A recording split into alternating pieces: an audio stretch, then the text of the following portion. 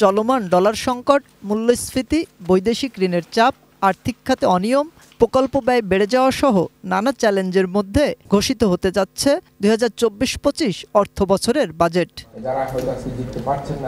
এ budget সামনে রেখেই debate for ডেমোক্রেসির ছায়া সংসদ বিতর্ক প্রতিযোগিতা, যেখানে পক্ষে ইডেন মহিলা কলেজ আর বিপক্ষে বরিশাল বিশ্ববিদ্যালয়ের বিতার্কিকরা। ডিবেট ফর ডেমোক্রেসির চেয়ারম্যান হাসান আহমেদ চৌধুরী কিরণ অর্থনৈতিক সুরক্ষায় আসন্ন বাজেটের কৌশল নির্ধারণে ১০ দফা সুপারিশ উপস্থাপন করে বলেন, রাজস্ব আয় বাড়াতে প্রয়োজন রাজনৈতিক সদিচ্ছা। আমাদের দেশে বাজেট বাস্তবায়নের কথা বলা হয়। বাজেট বাস্তবায়নের সবচেয়ে বড় চ্যালেঞ্জ হচ্ছে দুর্নীতি, দুর্নীতি, দুর্নীতি, দুর্নীতি। সমাজের সর্বস্তরের দুর্নীতি এমন ক্যান্সারের আকারে ধারণ করেছে, এই ক্যান্সারের হাই পাওয়ার অ্যান্টিবায়োটিক যদি ব্যবহার করা সম্ভব না হয়, তাহলে বাজেট বাস্তবায়ন করা, আমাদের প্রবাসী আয় বৃদ্ধি করা, আমাদের দেশীয় আয় বৃদ্ধি করা কোনোটাই কিন্তু আমরা সম্ভব হবে না। সে কারণে জন্য আমরা বলছি যে এই কর আহরণ প্রক্রিয়াকে যদি আমরা সঠিকভাবে করতে চাই, রাজস্ব আয় বাড়াতে চাই, তাহলে রাজনৈতিক সদিচ্ছা অত্যন্ত জরুরি। প্রত্যেকটি কর কর্মকর্তা সততার সাথে, ন্যায়নিষ্ঠার সাথে কাজ করলে তার উপর যাতে কোনো রাজনৈতিক প্রভাব প্রতিপত্তি বিস্তার লাভ না করে, সে যাতে চাকরিতে ট্রান্সফার হওয়ার, বদলি হওয়ার, চাকরি হারানোর ভয় না থাকে, সেটি সরকারের পক্ষ থেকে রাজস্ব কর্মকর্তাদেরকে সেই সুরক্ষা যদি দেওয়া হয়, তাহলে আমি মনে করি রাজস্ব কর্মকর্তারা আরও বেশি তারা কর আহরণ করতে পারবে। আবার অন্যদিকে দেখা যাচ্ছে যে যিনি কর দিচ্ছেন তার উপর আবার করের বোঝা বাড়িয়ে দেওয়া হচ্ছে। এবছর তিনি ১০০ টাকা দিয়েছেন, তার ফ্যাক্টরিটা পুড়ে গিয়েছেন, তাকে ধরে দেওয়া হলো এই বছর আপনি পরের বছর দিবেন ১৫০ টাকা। আর বাবা তার ফ্যাক্টরি তো পুড়ে গিয়ে সে এখন নিঃস্ব হয়ে গিয়েছে। বলা হয়েছে না গত বছর যা ট্যাক্স দিয়েছেন এবছর আপনাকে আরো বেশি দিতে হবে। এই যে কর কর্মকর্তাদের মধ্যেও কিন্তু এক ধরনের মিশ্র প্রতিক্রিয়া, অসততা রয়েছে, সেটি কিন্তু আমাদেরকে দূর করতে হবে।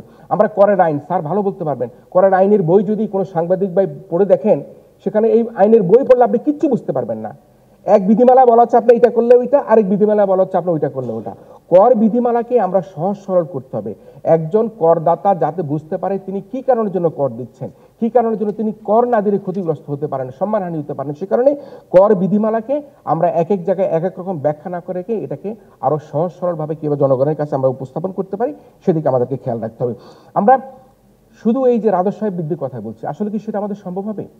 আমরা যদি আমাদের আর্থিক খাতের বর্তমান অবস্থার দিকে তাকাই, সে আর্থিক খাতের যদি বর্তমান যে রক্তক্ষরণ হচ্ছে, সে রক্তক্ষরণকে যদি আমরা বন্ধ করতে না পারি, তাহলে কিন্তু আমরা রাজস্ব আয় বৃদ্ধি করি, প্রবাসী আয় বৃদ্ধি করি, রপ্তানি আয় বৃদ্ধি করি হলেও আমরা কিন্তু আমাদের এই যে আর্থিক খাতের সুরক্ষা, বাজারের বাস্তবায়ন, সেটি আমরা কোনোভাবে করতে পারবো না। বাংলাদেশ ব্যাংক কিন্তু নিজস্ব শক্তিতে চলতে পারে কিনা আমাদের সেটি প্রশ্ন রয়ে যাচ্ছে। তাদের প্রতি আরোপিত কোনো শক্তি দেওয়া হচ্ছে? তারা কি প্রভাবিত হয়ে নানা রকম সিদ্ধান্ত গ্রহণ করছে?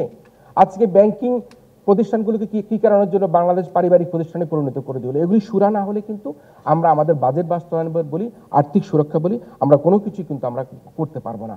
আজকে কারা অর্থ পাচার করছে, আজকে কারা দুবাইতে, মালয়েশিয়া, সিঙ্গাপুরে, কানাডা, অস্ট্রেলিয়া বাড়ি গাড়ি করছে, তাদেরকে কিন্তু আমরা চিহ্নিত করতে পারছি না। আমরা হঠাৎ একজন পিকে হালদারকে দেখতে পাই, তবে পিকে হালদারকে আমরা দেশে আনতে পারি না, তার অর্থ আমরা দেশে আনতে পারি না। এই যে হাজারে হাজারে পিকে হালদার বাংলাদেশের সোসাইটিতে তৈরি হয়ে গিয়েছে, এত পিকে হালদারের খবর আমরা কোথায় পাবো? কে আমাদেরকে খবর দিবে? রাষ্ট্র যদি আমাদেরকে সে ধরনের সংবাদ না দেয়, রাষ্ট্র যদি সেখান থেকে তাদের জন্য সেরকম ভাবে তাদের শাস্তিমূলক ব্যবস্থা গ্রহণ না করে, দৃশ্যমান ভাবে যারা ঋণ খেলাপি, কর খেলাপি, যারা বিল খেলাপি, যারা দেশের টাকা লুট করে বিদেশে নিয়ে গেছে, তাদেরকে যদি আমরা দৃশ্যমানভাবে শাস্তি প্রদান করতে না পারি, তাহলে কিন্তু আমরা রাজস্ব আয় বৃদ্ধি বলি, অর্থনৈতিক সক্ষমতার কথা যত কথাই বলি, আমরা কোনো সক্ষমতা দিয়েই কিন্তু আমরা আমাদের অর্থনীতিকে আমরা শক্তিশালী করতে পারবো না। সাবেক তত্ত্বাবধায়ক সরকারের উপদেষ্টা বিশিষ্ট অর্থনীতিবিদ ওয়াহিদুদ্দিন মাহমুদ মনে করেন, ঋণ নির্ভর অবকাঠামো প্রকল্প দিয়ে উন্নয়ন সম্ভব নয়। এছাড়া সরকারের আয় বাড়াতে তিনি গুরুত্ব দেন কর কাঠামো সংস্কারের। বাংলাদেশ দেউলিয়া হবার অবস্থায় এখনো নাই, এ ধরনের একটা আশ্বস্ত বোধ করার চেষ্টা করছি, কিন্তু বাজেটও যে ঋণের ফান্দে পড়তে পারে সেই আলোচনা তো আমরা করছি না। কারণ ক্রমাগতভাবে ঋণ নিতে থাকলে সুদ পরিশোধ করতে গেলে আর তো কিছু বাকি থাকে না। এইভাবে এটা একটু দুষ্ট চক্র।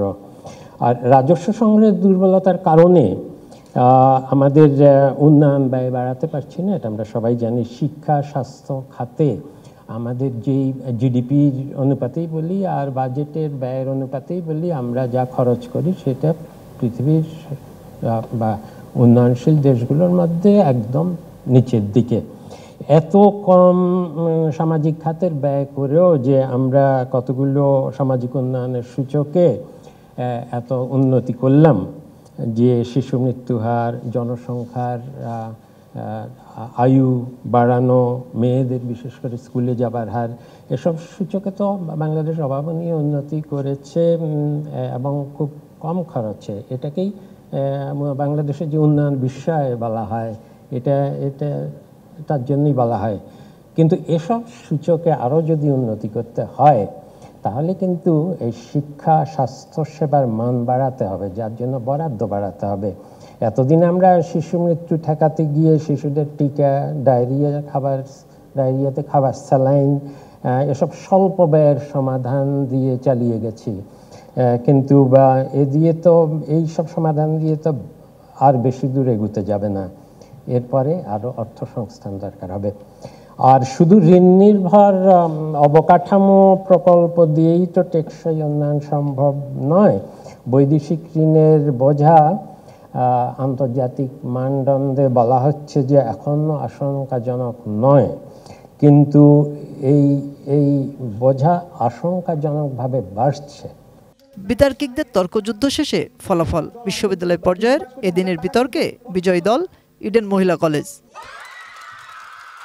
মাহাদি সেকেন্দার, এটিএন নিউজ, ঢাকা।